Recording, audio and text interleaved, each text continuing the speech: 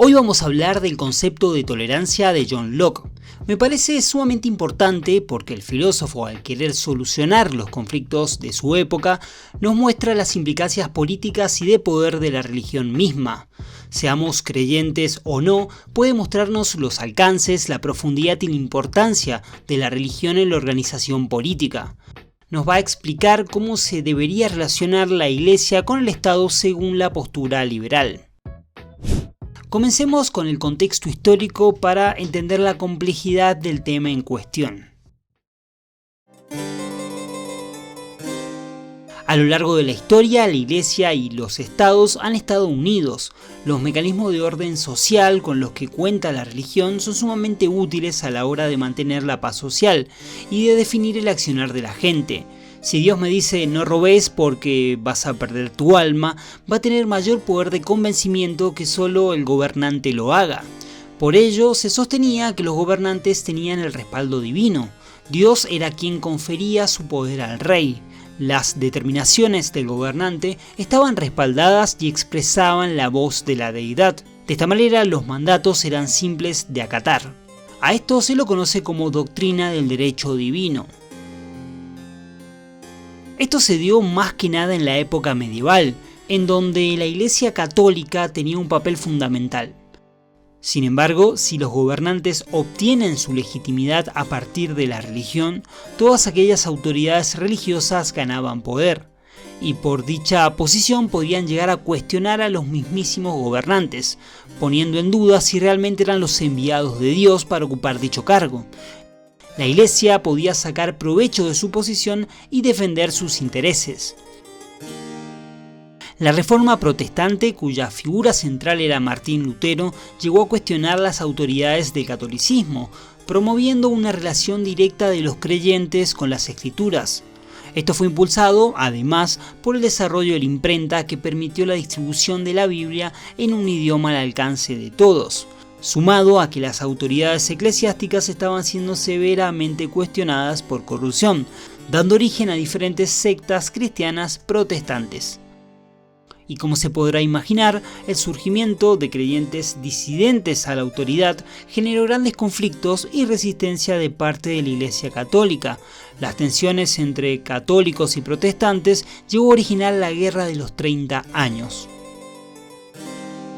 En fin, en este contexto y bajo estas problemáticas sociales, John Locke escribió dos textos, la Epístola de la Tolerancia y el Tratado sobre la Tolerancia, que pretenden solucionar los conflictos religiosos de la época, y esto es lo que veremos en este video.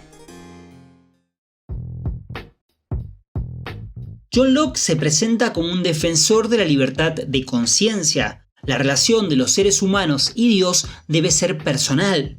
Cada cual debe ocuparse y buscar cuál es el camino de la salvación de su alma.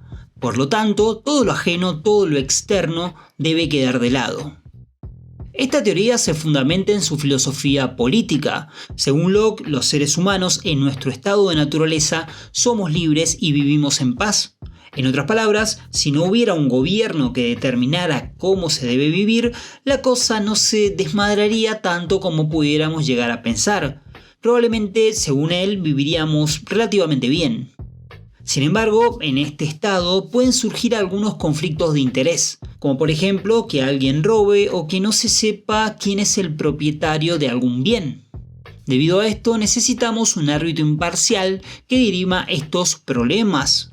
Por ello, establecemos un contrato social dando origen a un gobierno civil y permitiendo que sirva de juez, el cual debe solucionar estos posibles conflictos que surjan entre los ciudadanos. Y con esto establece la función del Estado, que es por un lado servir de juez imparcial y por otro buscar el bien común. Los derechos fundamentales que debe sostener son el derecho a la vida, el derecho a la libertad y el derecho a la propiedad. Como decíamos, un punto central es que para el filósofo los conflictos entre seres humanos deben solucionarse con la mediación de un gobierno civil. Si mi vecino me robó una vaca, no puedo hacer justicia por mano propia. La bronca, la ira, me impedirían tomar una decisión o un castigo acorde al acto cometido. Por ello, el Estado, a partir de las leyes, debe determinar cómo actuar y cuál será el castigo adecuado. Sin embargo, Locke nos va a decir que está bien, puede hacer justicia frente a otros hombres, pero no frente a Dios. El modo de rendirle culto y todo aquello que corresponde a la dimensión eterna está por encima de la política y el gobierno. No hay autoridad humana que pueda interferir en la relación personal entre los individuos y Dios. Y con esta posición se coloca claramente alejado del Papa, la Iglesia Católica y sus autoridades. Lo interesante también es que para Locke el único que puede hacer uso de la violencia para castigar es el Estado. Cuando nos ponemos de acuerdo y decidimos ser parte de un contrato que establezca un gobierno civil, estamos renunciando a nuestra libertad de castigar a los que transgreden y dando ese poder al gobernante. Podemos decir que tiene el poder de obligar, y este mismo poder es el que le da peso a las leyes. Estas deben ser acompañadas por la espada. Si no son respaldadas por la fuerza, a la larga terminarán desapareciendo. Sin embargo, en términos de religión, no debemos obligar, sino más bien debemos persuadir. Uno no puede ser obligado a creer o tener fe en una determinada religión. La forma de conversión real es la persuasión. Este es un punto fundamental. El Estado castiga, la religión persuade. Por lo cual, claramente, Locke no estaría a favor de estas imágenes de la Inquisición. Por otro lado, hace una división entre asuntos privados y públicos. Estos últimos son aquellos que conciernen a todos y que influyen o afectan a los demás.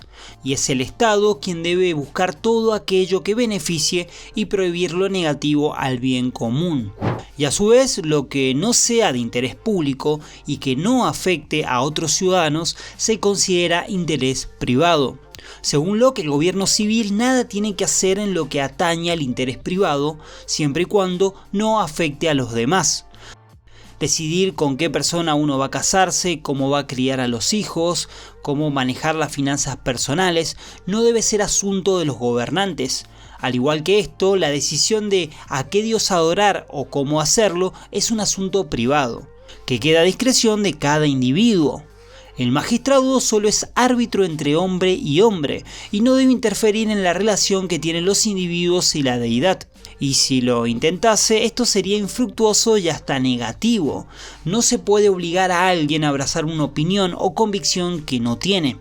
Y en el caso de hacerlo, solo llevaría a conflictos sociales por levantamientos, protestas, etc. Vemos nuevamente la intención de Locke de superar los conflictos de su época. Las actividades de culto no dañan a los demás, son del ámbito privado. Por lo tanto, son todas opiniones que deben ser toleradas, siempre y cuando no causen perturbación del Estado y en la comunidad inconvenientes. Ahora veamos 3 puntos que el magistrado no puede hacer. Primero, prohibir que una opinión se publique o difunda.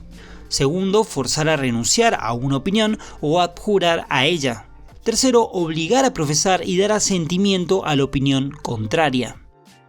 Sin embargo, la cosa no es tan simple como podríamos llegar a pensar. La capacidad de la religión para generar grupos disidentes que pueden llegar a cuestionar al gobierno civil es muy grande.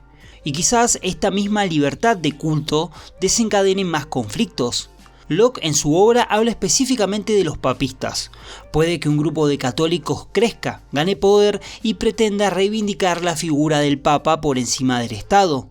De esta forma, retornando al conflicto, y como habíamos dicho, Locke pretende superar las problemáticas de su época. Estas opiniones deben tolerarse, pero es importante evitar su propagación.